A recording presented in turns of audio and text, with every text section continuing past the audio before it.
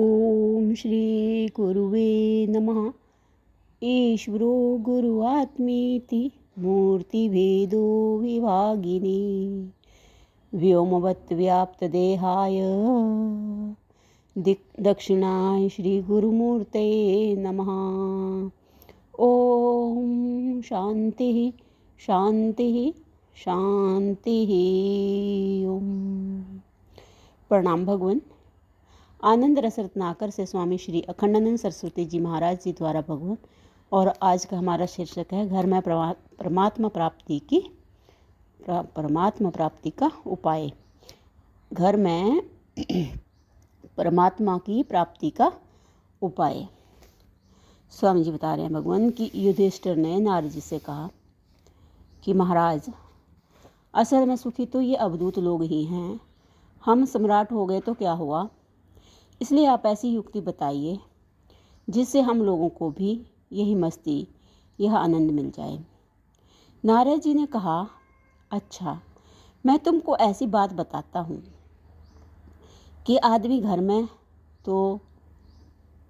रहे तो घर में ही, लेकिन उसको परमात्मा की प्राप्ति हो जाए। आदमी रहे तो घर में ही, लेकिन उसको परमात्मा की प्राप्ति हो जाए।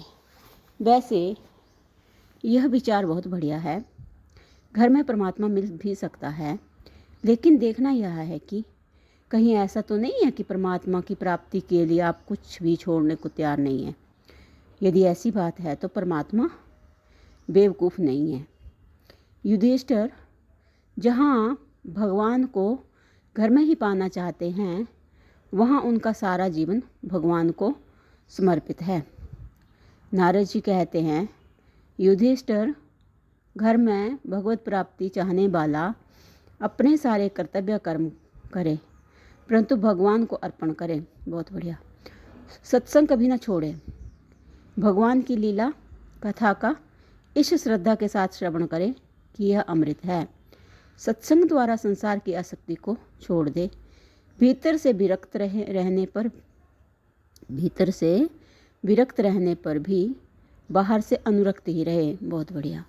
भीतर से विरक्त रहने पर भी बाहर से अनुरक्त ही रहे।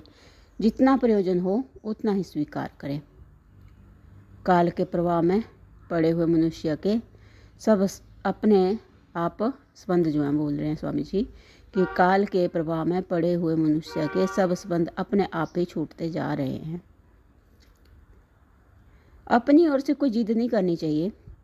घर में बेटा, बहू, अन्यों से आसक्ति न रखें। वे जैसा कहें वैसा कर दें, क्योंकि उसकी अपनी तो कोई वासना है नहीं। इसलिए जैसा घर वाले कहें वही सही। मनुष्य का संपत्ति पर उतना ही अधिकार है जितने से उसका भरण पोषण हो जाए। कहने का अभिप्राय यह है कि तुम संसार की वस्तुओं के केवल संरक्षक हो सकते हो, परंतु तुम्हारी नहीं हो सकती संसार की वस्तुएं। बता दिया स्वामी जी ने कि संसार की वस्तुओं के तुम संरक्षक हो सकते हो, सेवक हो सकते हो, पर संसार की वस्तुएं जो है वो तुम्हारी नहीं हो सकती। जैसे सारी प्रजा भगवान की है, वैसे ही सबकी सब वस्तुएं भी भगवान की हैं। अपनी पत्नी को भी दूसरों की सेवा में लगा देना चाहिए, क्योंकि मन में पत्नी के प्रति बड़ी भारी ममता होती है।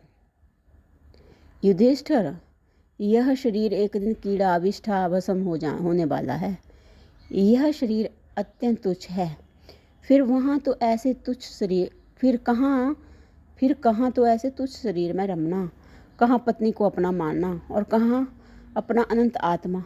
वह आत्मा कितना बड़ा है जो आकाश को ढककर बैठा हुआ है। युधिष्ठिर, गृहस्थ को चाहिए कि पहले यज्ञ करे, लोगों को खिलाए, फिर खुद खाए। खाने के बाद जो घर में बचा रहता है उसको अपना नहीं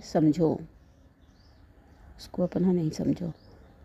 ऐसा करने पर घर गृहस्थी में रहते हुए भी जो पदवी अवधूतों को मिलती है वह मिल जाती है। बहुत बढ़िया। तो भगवान, ये हमारे भागवत दर्शन भाग 1 के 7वें स्कंद के पृष्ठ नंबर 52 से 54 का प्रसंग है। और भगवान अगला जो हमारा प्रसंग चलेगा वो भी भागवत दर्शन का ही है और इसका नाम है भगवत स्तुति एक उच्च साधना। भगवत स्तुति एक उच्च साधना। तो इसकी जो भगवान विस्तृत व्याख्या अगले सत्संग से कंटिन्यू करते हैं। प्रणाम भगवान। ओम शांति ही शांति ही शांति ही। ओम।